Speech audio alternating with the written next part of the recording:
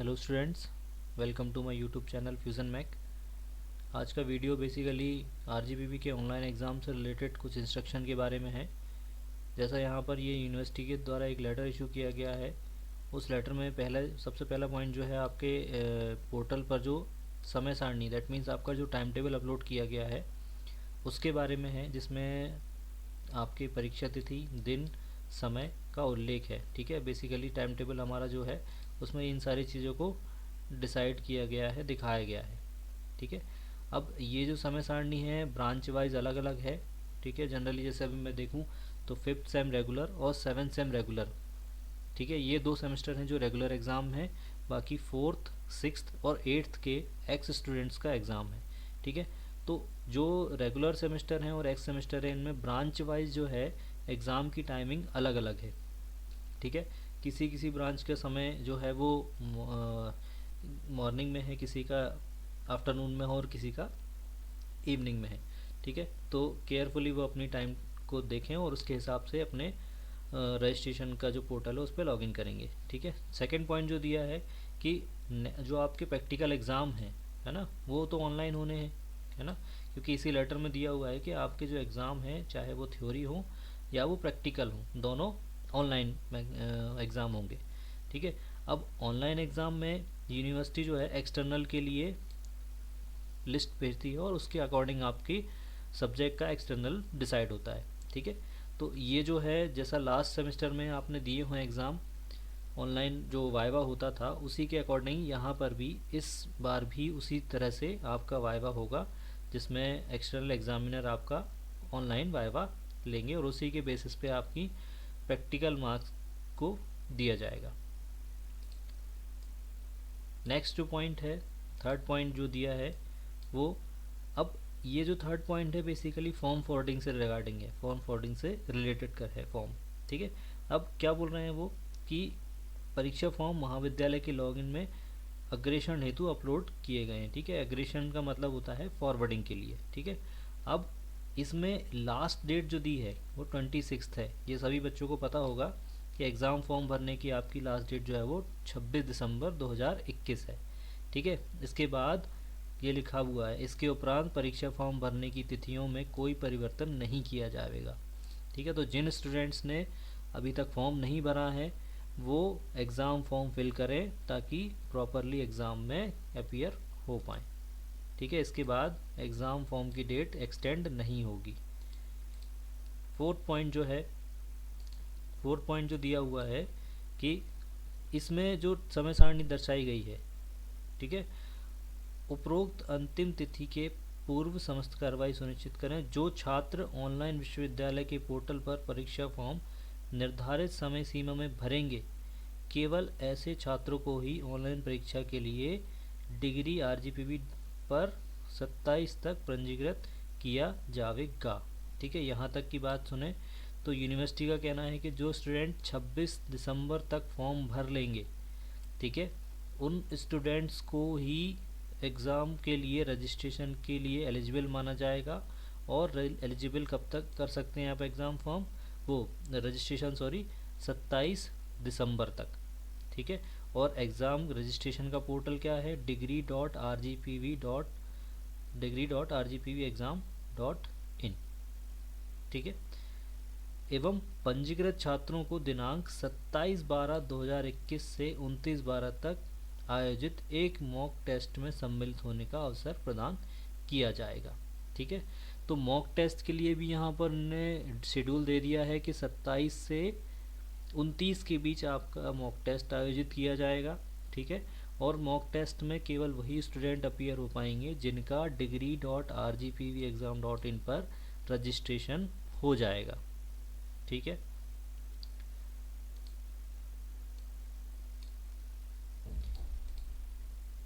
ये 5th point पर ये एक टाइम टेबल दी हुई है, उसके बाद मैं अभी उस पर आता हूँ। उसके लिए 6th पॉइंट में उन्होंने डिस्कशन किया है, क्या दिया है, उपरोक्त तालिका के अनुसार संबंधित सेमेस्टरों की ऑनलाइन परीक्षा की रजिस्ट्रेशन दिनांक 24/12/2021 को प्रारंभ होगा एवं रजिस्ट्रेशन की अंतिम तिथि 27/12/2021 रात्रि 12 बजे तक होगी।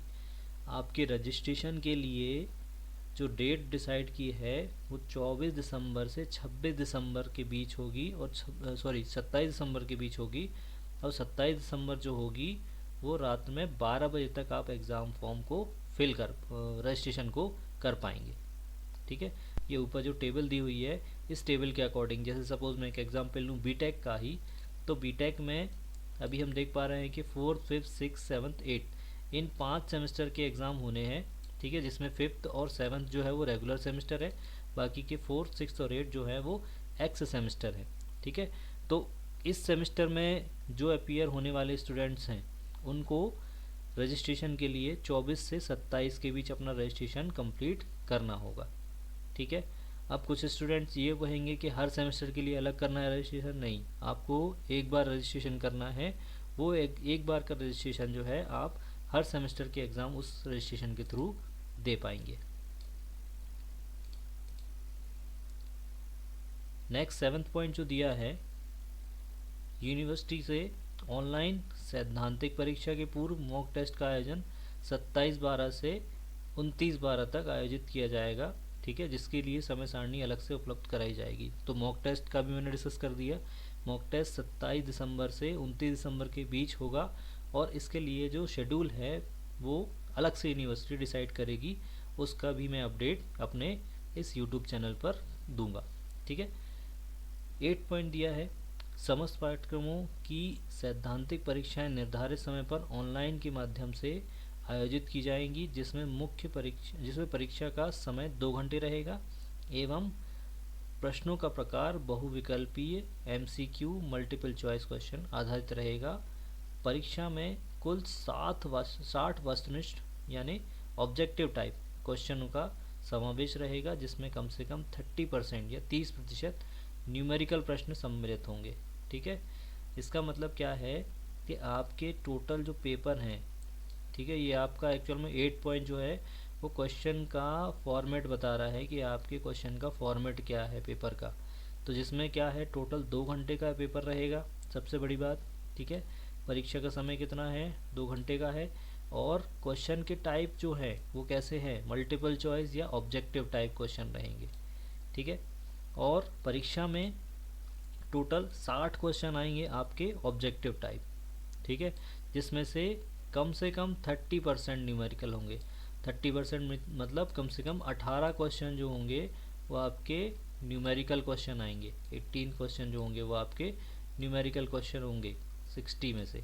ठीक है, अब सारे सब्जेक्ट ऐसे होंगे जो न्यूमेरिकल नहीं होंगे। जिन सब्जेक्ट में न्यूमेरिकल का प्रावधान है या न्यूमेरिकल जिनमें आ सकते हैं, उनमें तो न्यूमेरिकल डेफिनेटली आएंगे ही। ठीक है, मिनिमम है ये, कम से कम लिखा हुआ है। ठीक है, कम से कम 30%, हो भी सकता है ज़्यादा हो जाए यूनिवर्सिटी ने, इसीलिए 30% मिनिमम तो रहेंगे ही। ठीक है, आगे चलें तो आगे बोलते हैं कि विश्वविद्यालय द्वारा समस्त परीक्षाओं के परिणाम सैद्धांतिक परीक्षा के अधिभार 50% शेष 50% विगत सेमेस्टर तक अर्जित किए गए CGPA का अधिभार मान्य किया जाएगा। ठीक है, इसका मतलब है कि आपका इस बार का जो एग्ज़ाम है उसका जो रिज़ल्ट होगा उसका 50%, और लास्ट सेमेस्टर के जो 50% है उसके CGPA के अकॉर्डिंग आपका इस बार का रिज़ल्ट डिसाइड किया जाएगा। ठीक है, मतलब आपका यदि लास्ट सेमेस्टर में कुछ परसेंट रहा है उसका 50% होगा, और इस बार का जो आपका परफॉर्मेंस होगा एग्ज़ाम का उसका 50%, उसके अकॉर्डिंग आपका रिज़ल्ट डिक्लेयर होगा। 10th पॉइंट है, ऑनलाइन सैद्धांतिक परीक्षा में प्रश्नों का प्रकार बहुविकल्पीय रहेगा तथा प्रत्येक प्रश्न में प्रश्नों का चुनाव प्रश्नों के पूल से किया जाएगा तथा प्रत्येक प्रश्न पत्र में प्रश्नों तथा उत्तरों का रैंडमाइजेशन किया जाएगा। ठीक है, इसका मतलब ये है 10th पॉइंट का कि आपका जो पेपर है ये तो उन्होंने पहले बता दिया कि ये बहुविकल्पीय रहेगा, दैट मीन्स ऑब्जेक्टिव टाइप रहेगा।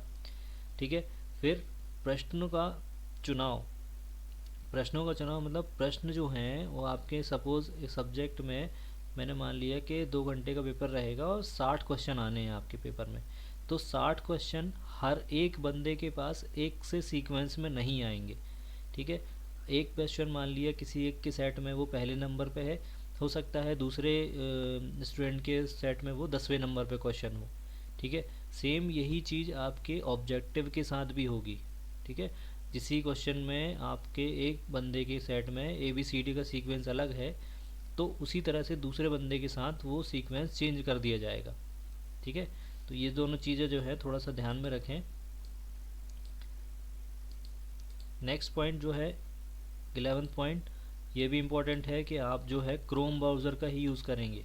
ठीक है, क्योंकि क्रोम ब्राउज़र में जो degree.rgpbexam.in जो है वो प्रॉपरली वर्क करती है। लास्ट सेमेस्टर में भी कुछ बच्चों ने एग्ज़ाम दिया था, उन बच्चों को कुछ इशू आया हो तो उसी के रिगार्डिंग उनने इस बार क्रोम ब्राउज़र से ही उपयोग करने को बोला है। ठीक है, पिछली बार उनने मोजिला फायरफॉक्स का भी यूज़ करने बोला था, पर वो प्रॉपरली वर्क नहीं किया, इस वजह से क्रोम ब्राउज़र का ही उपयोग करें।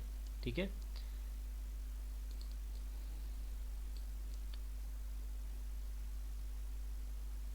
आगे क्या दिया हुआ है कि रजिस्ट्रेशन प्रक्रिया में भाग लेने के लिए छात्रों द्वारा परीक्षा फॉर्म भरना आवश्यक होगा। बिना परीक्षा फॉर्म भरे छात्रों को ऑनलाइन परीक्षा के लिए रजिस्ट्रेशन सुविधा नहीं होगी। ठीक है, ये अपन ने डिस्कस कर लिया था ऊपर।